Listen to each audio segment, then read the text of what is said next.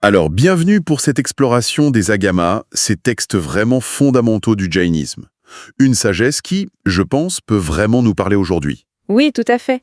Le mot agama lui-même est intéressant. Elle signifie ce qui est descendu. Ça fait référence à la transmission des enseignements de Mahavira. Mahavira, le 24e Tirthankara, c'est bien ça. C'est ça, un guide éveillé en quelque sorte. Et ces paroles, d'abord orales, elles ont été compilées. C'est vraiment la base de la philo et de la pratique jaïne. D'accord. Et notre but ici, c'est de dépasser un peu la lecture purement religieuse pour y voir des guides pratiques. Pour une vie plus éthique, peut-être. Exactement. Une discipline intérieure aussi, et cette quête de libération de l'âme. Alors, plongeons peut-être dans les concepts clés. Commençons par le plus connu, Ahimsa. Ahimsa, oui, la non-violence, la pierre angulaire, si j'ai bien compris. C'est tout à fait ça. Mais attention, sa portée dans les agamas est radicale, vraiment. Ce n'est pas juste ne pas faire de mal aux humains ou aux animaux qu'on voit. Ah bon, comment ça? Les textes décrivent des précautions très très minutieuses. Par exemple, filtrer son eau ou balayer doucement devant soi en marchant. Pour éviter d'écraser quoi? Des insectes? Même les formes de vie microscopiques. C'est une conscience du vivant qui est poussée très loin. L'idée, c'est de minimiser activement toute nuisance, dans les actes, les paroles. Et même les pensées, c'est ça? Waouh! Exactement.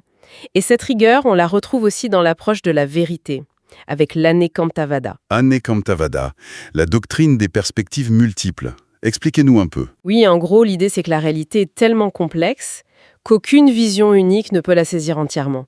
Chaque point de vue y peut détenir une part de vérité, mais jamais toute la vérité.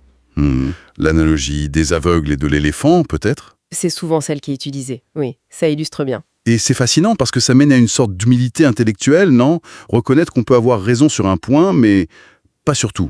Voilà. C'est un appel à la tolérance, au respect de la diversité. C'est une base philosophique forte pour ça. Ça résonne particulièrement aujourd'hui, je trouve. Oui, c'est vrai. Et dans cette même logique de modération, de conscience, il y a l'aparigrara. Le principe de non-possessivité. Alors, là, ça veut dire quoi concrètement? Ne pas avoir de biens. C'est plus subtil que ça. Oui, limiter les biens matériels, mais c'est surtout réduire l'attachement. L'attachement psychologique aux choses, aux gens, même aux idées fixes. Pour libérer l'esprit, en quelque sorte. Tout à fait. Se concentrer sur l'essentiel. Tout à fait. Le détachement, c'est vu comme une clé pour la liberté intérieure. Et ça nous amène directement au concept de karma et de moksha, la libération. Ah oui, le karma. Mais la vision de Jain est un peu différente de celle qu'on connaît souvent, non? Oui, elle est très spécifique. Le karma ici, ce n'est pas une fatalité, un destin. C'est vu comme des particules matérielles très très subtiles. Des particules matérielles. Oui, qui adhèrent à l'âme. À cause de nos pensées, paroles, actions. Surtout celles qui sont chargées d'émotions fortes, comme la passion, l'aversion. D'accord. Donc, le but, c'est de se nettoyer de ces particules. De s'en défaire. C'est exactement ça. Grâce à ce qu'ils appellent les 3 joyaux, la vision juste, la connaissance juste et la conduite juste. C'est une discipline éthique rigoureuse. Et ça permet de stopper l'arrivée de nouveaux karmas et d'éliminer l'ancien. Voilà. Et ce processus, il mène ultimement à moksha, la libération totale de l'âme du cycle des renaissances. Un état de pure conscience, de félicité. Bon, tout ça, ça a des millénaires. Mais comment ça nous parle aujourd'hui? Quelle pertinence ça peut avoir? Eh bien, la pertinence est assez étonnante, je trouve. Prenez Ahimsa, ce respect radical de toute vie. Ça interpelle directement nos débats sur l'écologie, les droits des animaux, la paix. C'est vrai. Et Anekantarada? Face à la polarisation actuelle, cette idée d'accepter la complexité, qu'il y a plusieurs vérités partielles, c'est un modèle puissant pour le dialogue, non? Pour l'ouverture d'esprit? Oui, pour sortir des certitudes un peu trop rigides. Et aparigra, la non-possessivité. Face à notre culture de consommation, d'accumulation, ça semble une réponse assez directe. Un appel à la simplicité, au contentement. Une forme de durabilité avant l'heure, peut-être. C'est intéressant de voir ça comme ça. Absolument. Et cette sagesse, elle n'est pas réservée qu'aux moines jains.